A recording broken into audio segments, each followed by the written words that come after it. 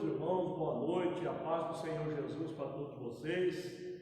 Hoje é terça-feira, nós estamos iniciando a nossa revista de lição bíblica. Terça-feira, né? Como sempre, nós sempre usamos a terça-feira para realizar esse trabalho. É um prazer muito grande estar aqui com vocês hoje. Eu e o irmão Davi estamos juntos aqui para nós então realizar esse trabalho. Você tem a sua revista aí? Abram comigo aí a sua revista na primeira lição que nós vamos estudar, Carta aos Efésios, saudação aos destinatários. A primeira lição ela vai tratar de saudações aos destinatários.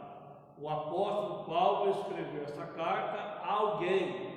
E quem é esse alguém? Então essa lição vai nos ensinar hoje a respeito desse assunto. Você pode abrir comigo aí na sua página primeiro, onde está aí o título, né, da nossa lição de hoje. E nós encontramos já na primeira página o texto-alvo, que é uma frase que resume toda a lição: a vós, graça e paz da parte de Deus, nosso Pai, e do Senhor Jesus Cristo. Efésios capítulo 1 e versículo 6. A verdade prática, a epístola aos Efésios revela o propósito eterno de Deus para a igreja de Cristo. E então nós vamos ler a leitura bíblica em classe. Eu quero ler na revista, porque é mais prático aqui para mim. E se você na sua casa tiver a revista, acompanha na revista. Quem não tiver a revista, quiser acompanhar na Bíblia Sagrada, aí nós vamos ler o Efésios capítulo 1, versículo 1 e 2. Depois nós vamos ler Atos capítulo 19, versículo 1 até o versículo de número 7. Você pode abrir aí a sua Bíblia e acompanhar com a gente aí a leitura bíblica em classe. Esse texto que foi escolhido aqui é que vai dar luz para nós no assunto que será tratado, a respeito de para quem Paulo escreveu esta carta, iniciando pelo versículo 1. Então acompanhe comigo aí, versículo 1, Paulo, apóstolo de Jesus Cristo, pela vontade de Deus, aos santos que estão em Éfeso e fiéis em Cristo Jesus. Vai prestando bastante atenção para nós ver para quem ele está escrevendo, hein? Versículo 2: a vós, graça e paz da parte de Deus nosso Pai e do Senhor Jesus Cristo. Aí dá uma olhada aí, você encontrou Atos capítulo 19, versículo de número 1, inicia dizendo assim, ó: e sucedeu que, enquanto Apolo estava em Corinto, Paulo, tendo passado por todas as regiões superiores, chegou a Éfeso. E achando ali alguns discípulos, disse-lhe: recebeste vós já o Espírito Santo quando credes? E eles disseram: nós nem ainda ouvimos falar que haja Espírito Santo. Versículo 3: perguntou-lhe então: em que sois batizados então? E eles disseram: no batismo de João. O batismo de João é aquele que prega, que falava sobre o arrependimento. Versículo 4: mas Paulo disse: certamente João batizou com o batismo do arrependimento, dizendo ao povo que cresce no que após ele havia de vir, isto é, em Jesus Cristo. Versículo 5: e os que ouviram foram batizados em nome do Senhor Jesus. Batizado em nome do Senhor Jesus, o batismo nas águas. Versículo 6: e impondo-lhe Paulo as mãos, veio sobre eles o Espírito Santo, e falava línguas, e profetizava. E falava línguas, e profetizava. Duas coisas distintas. E versículo 7: estes eram a todos uns 12 varões, apenas. Então esse é o texto de onde vamos tirar o assunto tratado nessa revista. Eu quero compartilhar com vocês alguma coisa a mais que tem na minha revista, que não tem na revista de vocês, mas nós vamos ao pouco conversando e tratando desse assunto que é bastante interessante e que você vai ficar ricamente abençoado e sendo aí um dominador do texto que nós lemos após a nossa lição. A introdução desse texto vai dizer o seguinte: a epístola aos Efésios é denominada de a coroa dos escritos de Paulo e ainda de a rainha das epístolas. Nela, o propósito eterno de Deus para a igreja está revelado por meio de Cristo Jesus. Nesta lição, estudaremos os aspectos introdutórios e as principais abordagens doutrinárias da epístola. Durante esse estudo, o conteúdo da epístola deve nos levar à adoração a Deus e ao aperfeiçoamento de nossa vida cristã. Irmãos, a epístola de Paulo, a epístola aos Efésios, escrita por Paulo, apresenta um resumo da pregação de Paulo e de todo o evangelho do Senhor Jesus, que é apresentado nessa epístola. O teólogo Erasmo de Roterdã, que viveu no século XV, ele considerou que por meio de Efésios, os judeus considerou que por meio de Efésios,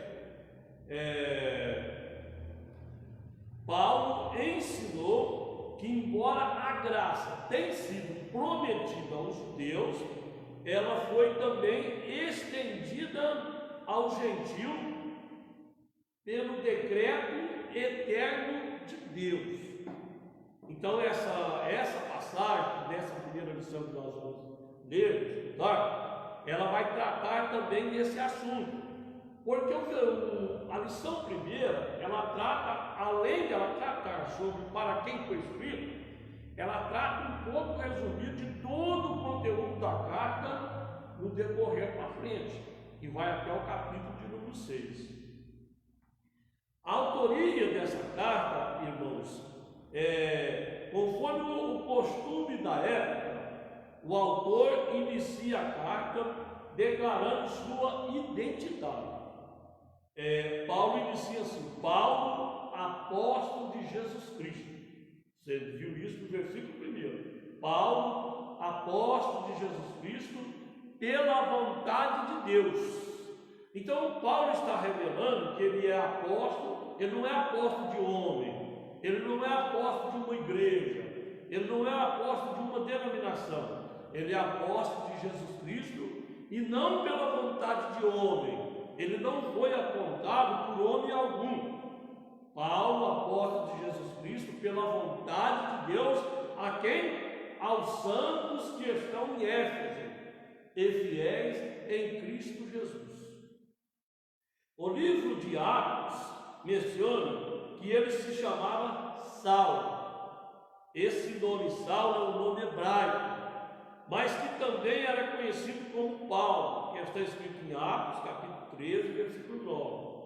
Em hebraico, Saulo significa solicitado, provavelmente uma homenagem a Saul, o primeiro rei de Israel, que pertencia à mesma tribo do apóstolo. Depois, em Atos capítulo 13, versículo 21, Filipenses capítulo 3, versículo 5, nós encontramos escrito, mais explicado sobre esta passagem.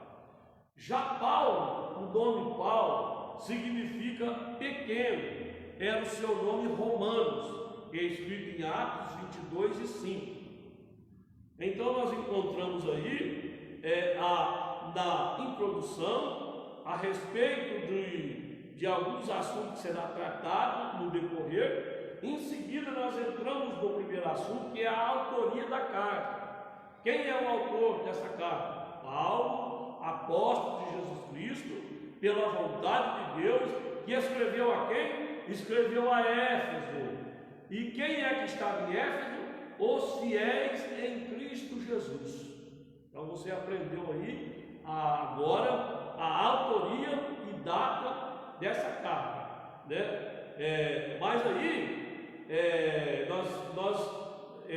o assunto, que é o primeiro tópico, vai falar de autoria e também de data. Primeiro falando da autoria, aprendemos que foi Paulo. Quem é Paulo? Apóstolo de Jesus Cristo, pela vontade de Deus, que falou com quem? Escreveu para quem? Para os santos que estão em Éfeso e fiéis em Cristo Jesus. Segundo, a assinatura apostólica. Nas 13 cartas de sua autoria, o apóstolo se identifica como Paulo, nunca como Saulo, provavelmente por considerar o nome mais apropriado para evangelizar o mundo gentil. Romanos 11:13 trata do assunto da evangelização para o gentil. Outro detalhe relevante é a reivindicação de sua autoridade apostólica, como a ressalva que ele trata ali, pela vontade de Deus, escrito em Efésios 1:1, que nós lemos agora há pouco. Isto é, não escolhido por homens, que se trata desse assunto também, em Gálatas capítulo 1, versículo 1.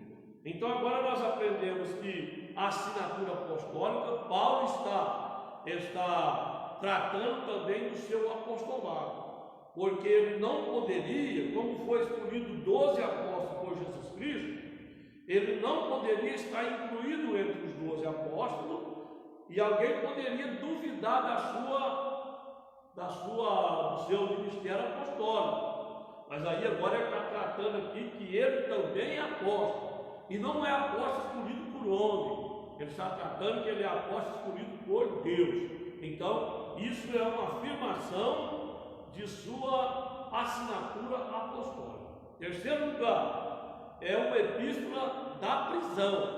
Então a epístola aos Efésios, ela tem autoria, que é Paulo, ela tem a sua assinatura apostólica, ele confirmando que ele é apóstolo, dado por Deus. Em terceiro lugar, é uma epístola da prisão.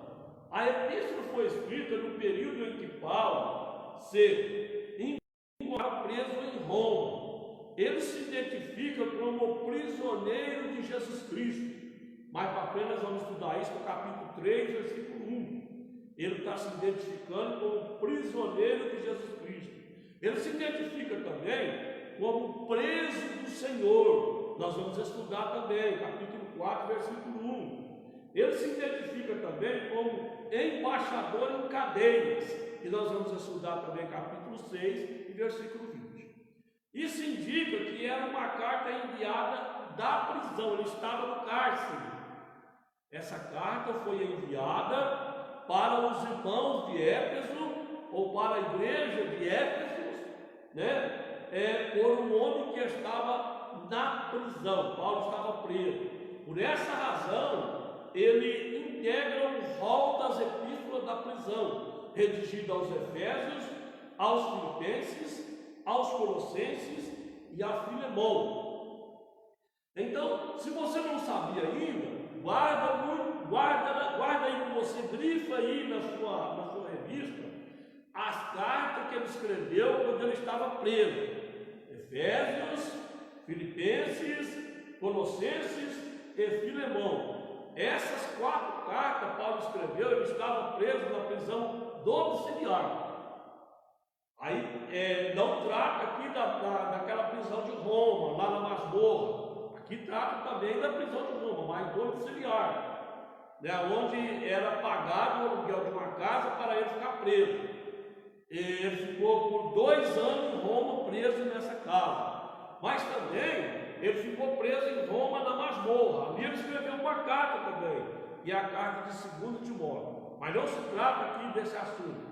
Então o que ele está dizendo as 4 cartas que ele escreveu quando ele estava preso.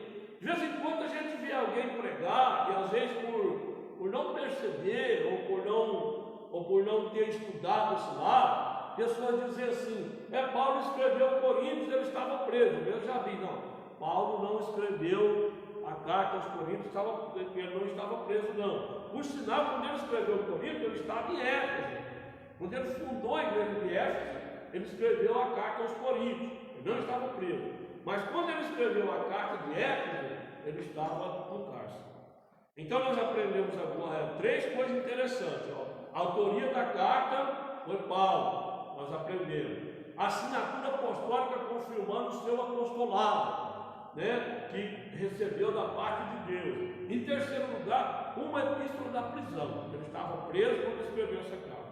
Em quarto lugar, a data da carta. De acordo com de acordo com o livro de Atos, após realizar 3 viagens missionárias e implantar a igreja na região do Mediterrâneo, Paulo esteve em prisão domiciliar por cerca de 2 anos. Isso você encontra em Atos, capítulo 28, versículo 30. Entre 60 e 62 depois de Cristo, foi que ele estava preso por 2 anos nessa região. Aproximadamente, a partir dessa premissa, a data provável da redação da Epístola aos Efésios ocorreu por volta de 61 a 62, tendo Tíquico como seu portador. Efésios capítulo 6, versículo 21. Então Paulo estava preso e o seu amigo Tíquico, que também esteve com ele na viagem em algumas regiões da sua missão, estava lá visitando ele nessa época, quando ele estava preso. Então Paulo escreveu a carta a Éfeso e Tíquico, o seu companheiro fiel, conduziu, levou a carta para o povo de Éfeso, para a igreja, para que eles pudessem saber e entender o que Paulo estava passando para esse povo nessa época, para os irmãos da igreja de Éfeso. Então aí nós aprendemos, irmãos, a data do ano 62, do ano 60 a 62, foi que foi escrita a carta, conduzido em mão por Tíquico à igreja de Éfeso. Muito bem? Esse foi o primeiro tópico que nós aprendemos.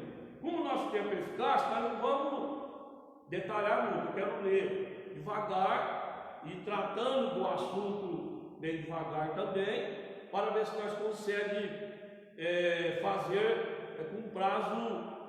com o prazo certo que nós queremos fazer aqui, também para não cansar vocês que estão aí assistindo a programação. Preste bastante atenção, porque eu entendo que o propósito dessa revista, e como todas as outras demais, é nos ensinar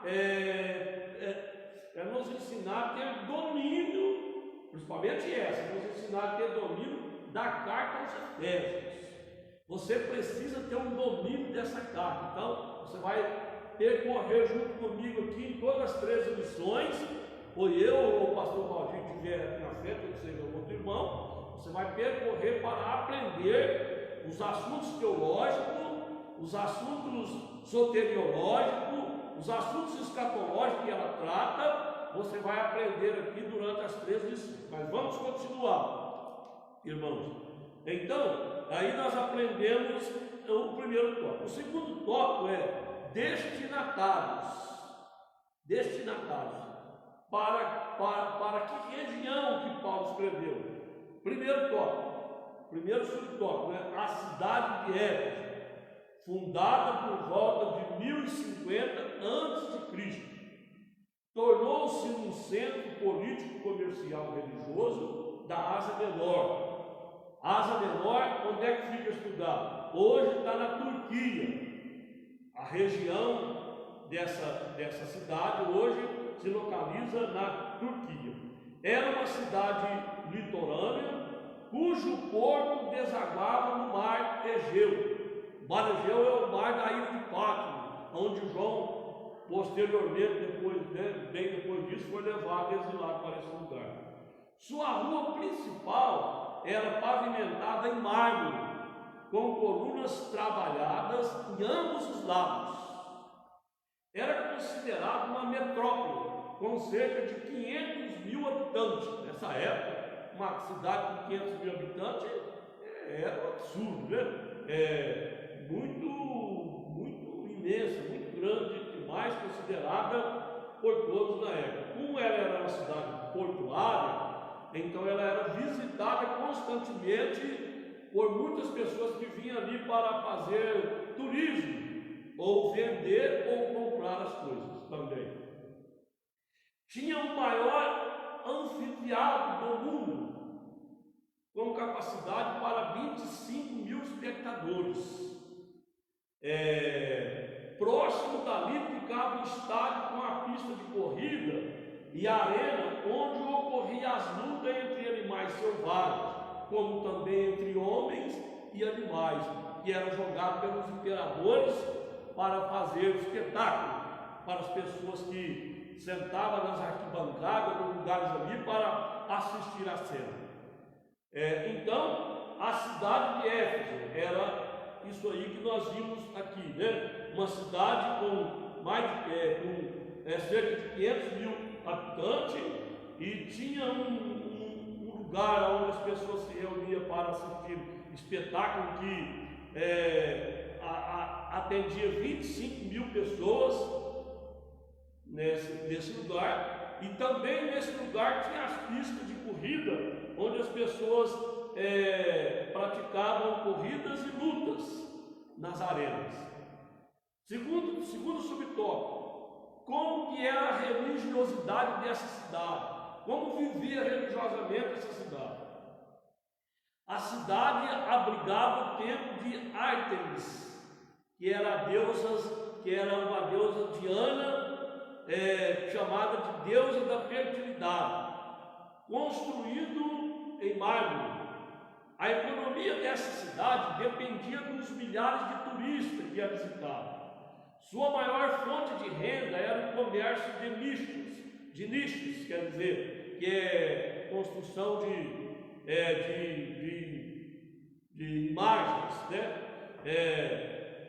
De prata vendido no templo, razão pela qual os seus moradores ficaram alarmados com a pregação de Paulo contra a idolatria, escrito em Romanos 19, 27 e 29. Então Paulo, ele fazia tudo isso, ele pregava contra os costumes idólatras daquele povo, e por isso então houve uma perseguição muito grande contra ele. Aí o livro do mesmo escritor da revista, se vocês olharem aí, vocês vão ver que a capa são iguais, ele trata um pouquinho a mais sobre esse assunto. Ele fala assim: a cidade abrigava o templo de Ártemis, que na mitologia grega era irmã gêmea do deus Sol, chamado Apolo, filha de Leto e Zeus, equivalente a Diana para os romanos. Ártemis, ou Diana, era a deusa pagã da fertilidade e protetora do parto. Então ela era representada pela imagem de uma mulher com o tórax coberto de 3 ou 4 fileiras de seios. Ela personificava os poderes reprodutivos de homens e de animais. Associada aos rituais de fertilidade, tornou-se protetora da prostituição cerimonial, que fazia parte do culto sensual e da adoração idólatra em Éfeso. Então essa era a deusa respeitada, adorada e cultuada por eles na cidade de Éfeso. As pessoas praticavam o culto com orgias sexuais, coisas banais, verdadeiramente depravadas. O culto era feito dessa maneira. O templo era considerado uma das 7 maravilhas do mundo antigo, construído em 550 a.C. Era de arquitetura jônica, formada de cedro, cipreste e mármore. Era o de Éfeso. Então o livro de Atos informa que a imagem adorada no templo havia caído do céu.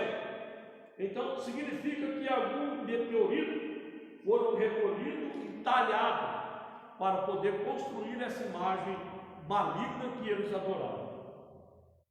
Essa crendice, irmão, sinaliza que a religiosidade dos efésios era permeada de superstições.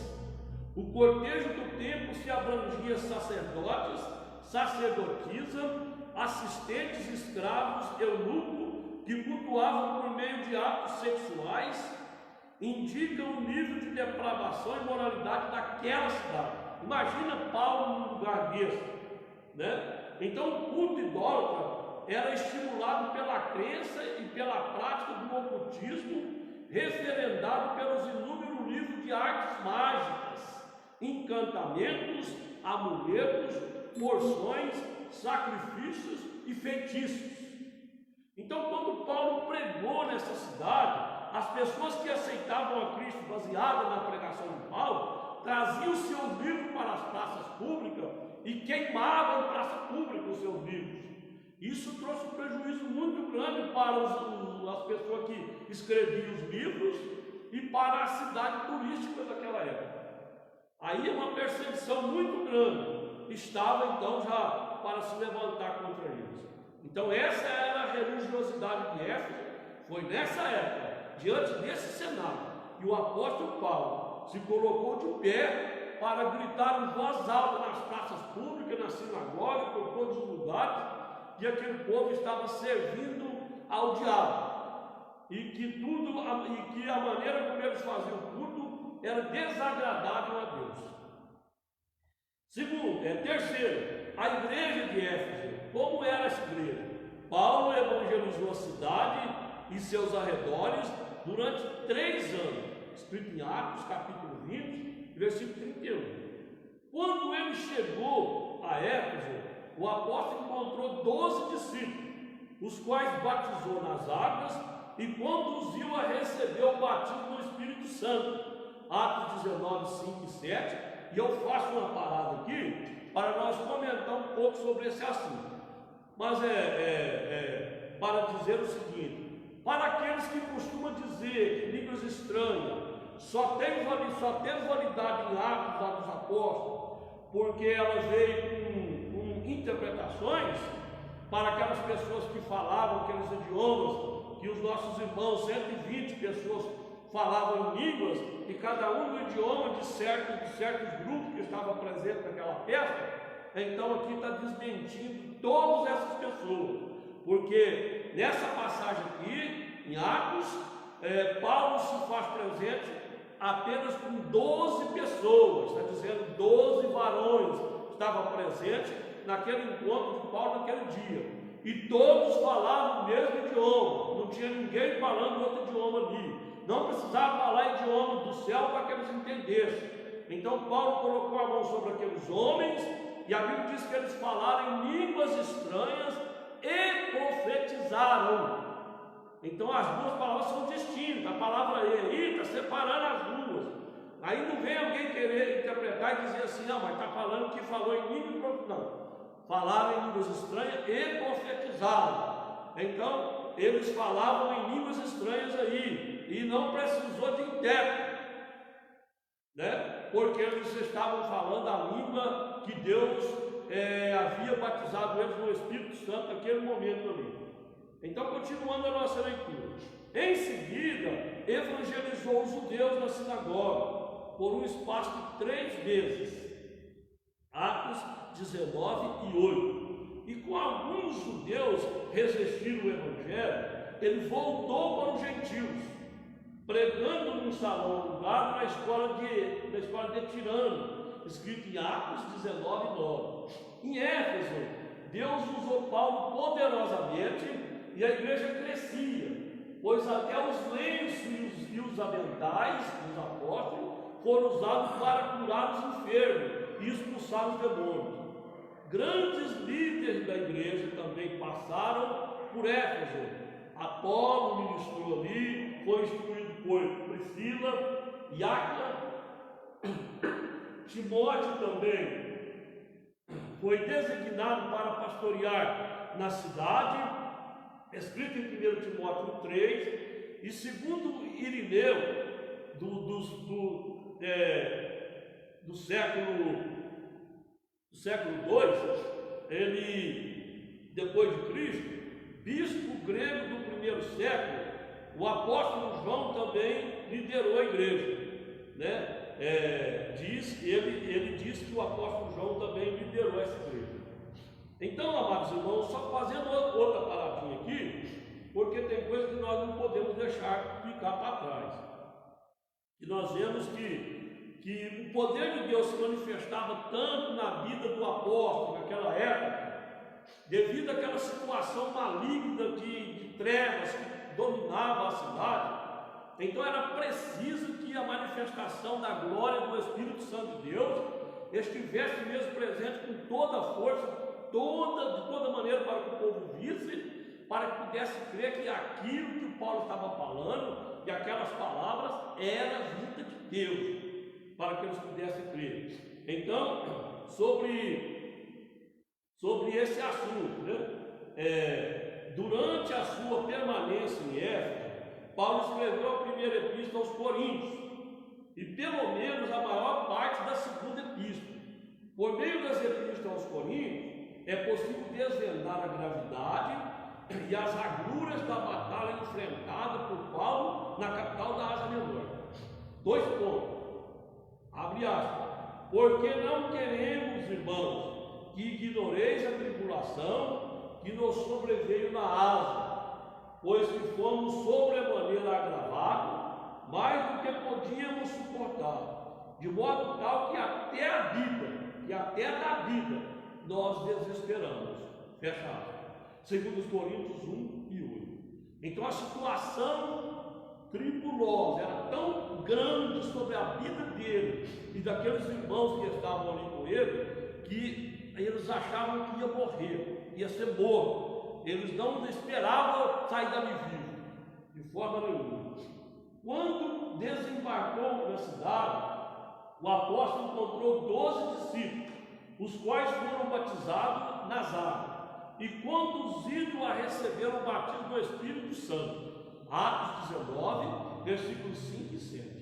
Nesse registro, convém enfatizar a validação da experiência do batismo no Espírito Santo, ou seja, a evidência inicial de falar em língua. Atos 19, 6. Paulo, em seguida, evangelizou os judeus na sinagoga por um espaço de 3 meses, disputando e persuadindo acerca do reino de Deus. Atos 19, 8. E como alguns resistiram fortemente ao evangelho, falando mal do caminho, ele voltou para o gentio, pregando em um salão alugado numa escola chamada Tirano. Atos 19, 9. Nesse contexto, irmão, ressalta-se o uso e a expressão da palavra caminho. O termo é empregado 7 vezes no livro de Atos, capítulo 2, versículo 9 e alguns outros versículos a mais. Sempre para identificar os seguidores de Cristo. Provavelmente uma alusão ao texto do Messias, preparai o caminho do Senhor.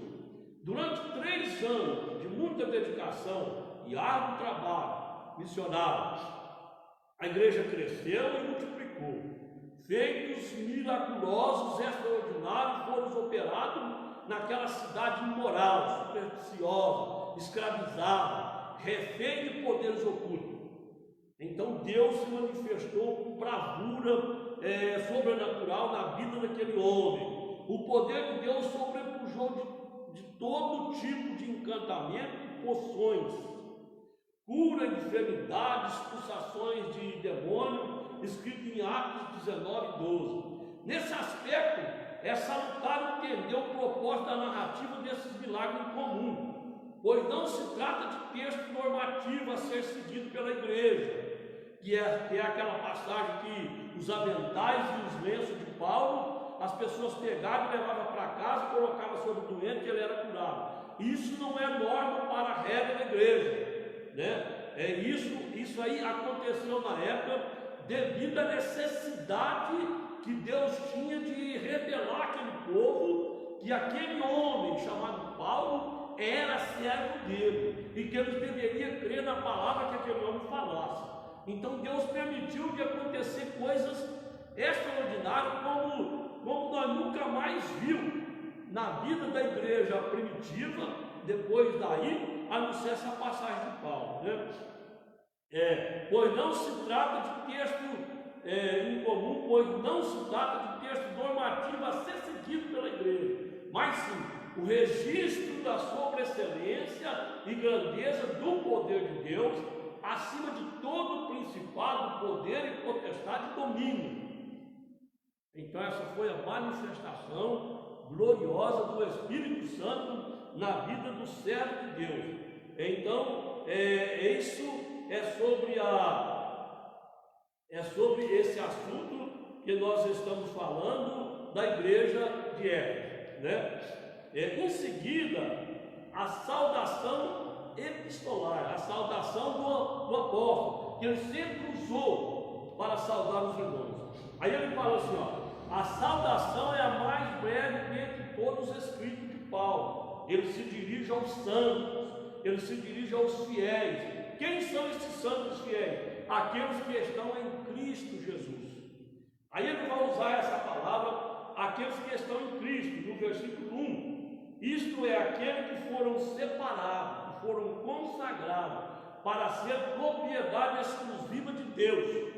Esse assunto é tratado em 1 Pedro, capítulo 2, versículo 9. Paulo os cumprimenta com as palavras graça e paz.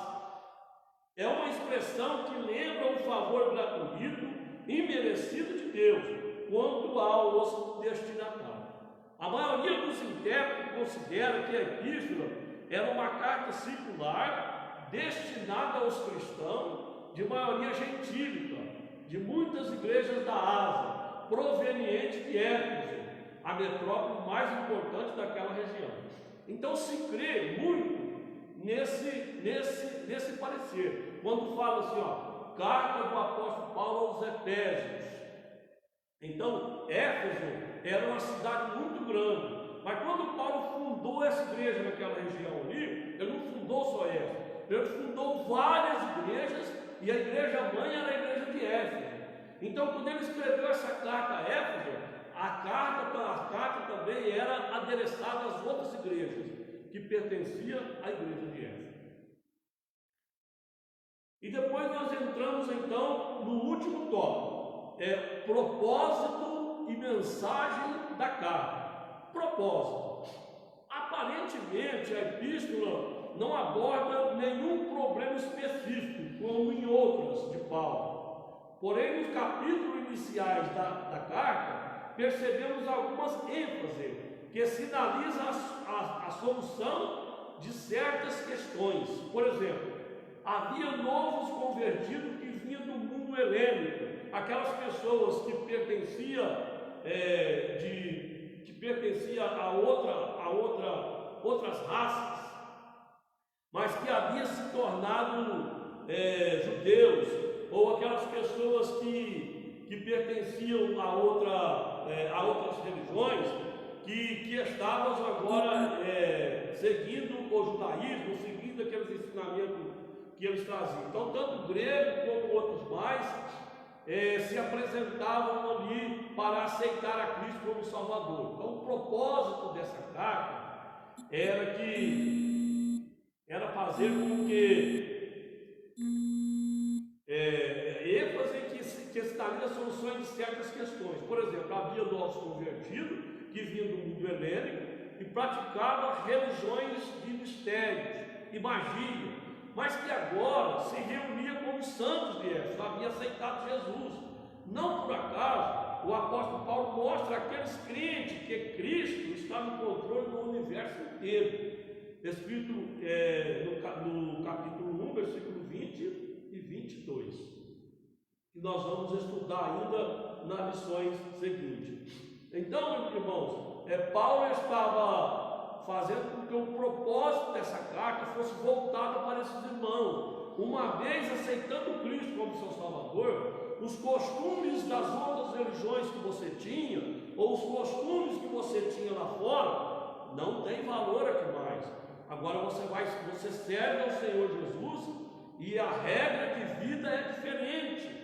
Então Paulo estava ensinando isso a eles.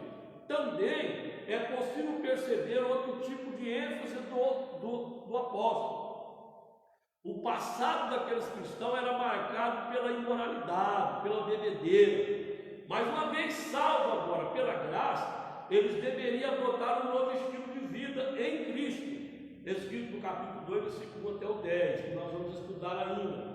Destaca-se ainda uma preocupação com a unidade e a paz entre judeus e gentio cristão, enfatizada pelos planos universal da redenção para ambos, escrito em 2, 11 e 18, até o 18. Então Paulo também queria tratar dessa desunião que havia.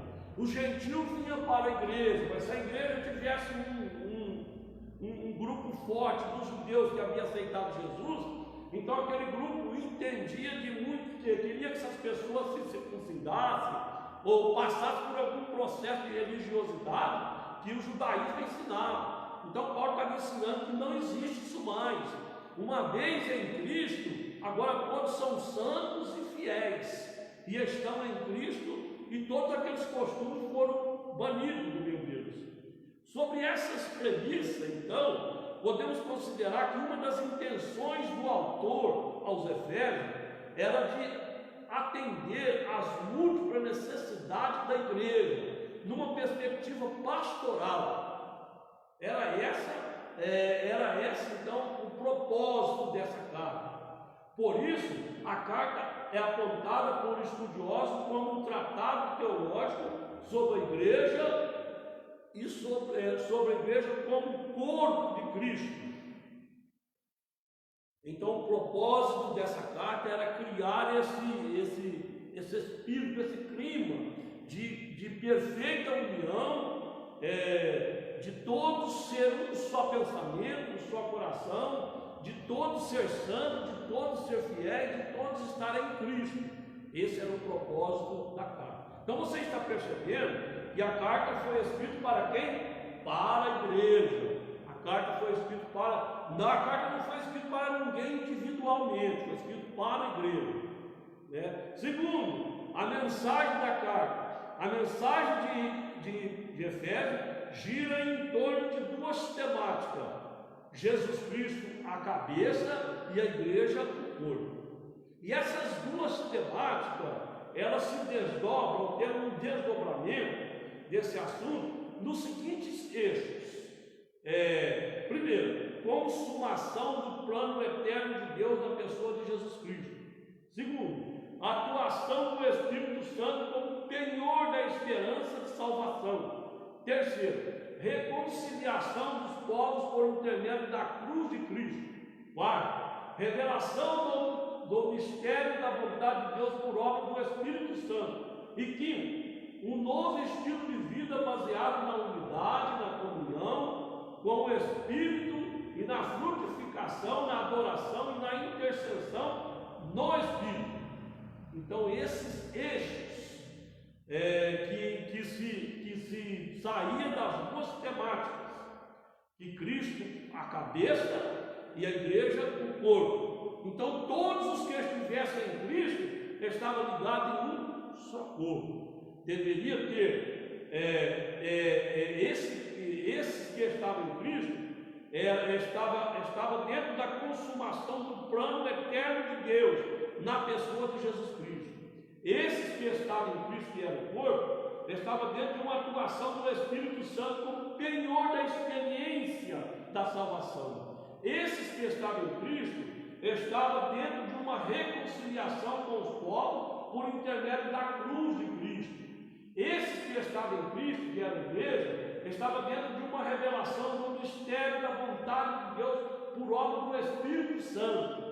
Esses que estavam em Cristo deveria ter um novo estilo de vida, baseado na unidade, na comunhão com o Espírito, na frutificação, na adoração e na intercessão no Espírito. Os novos relacionamentos conjugais Portanto, a epístola contém uma combinação de doutrina, irmãos, de fé e prática da vida cristã, ou seja, de tudo quanto Deus fez e do que se espera que a igreja possa fazer como corpo de Cristo. Então nós vamos, veja que esse último assunto que eu já termino, está tratando de todos que os santos que essa carta foi escrita, que os santos da igreja de Éfeso, os fiéis da igreja de Éfeso, aqueles que estavam em Cristo, foi adereçada a eles esta carta. Então Paulo trata daqui, dessas últimas palavras, dizendo para nós que do capítulo 1 até o capítulo 6, determina o viver prático da vida de cada um. Se vocês lembrarem, se vocês que eu não lembrar agora, vocês vão lembrar depois, no decorrer das outras lições, então ele vai tratar como deve ser a esposa, como deve ser o marido, como devem ser os pais, como devem ser os filhos, como deve ser o empregado, como deve ser o patrão. Ele vai tratar de todos esses assuntos até no último capítulo, que nós vamos estudar durante essas 13 lições.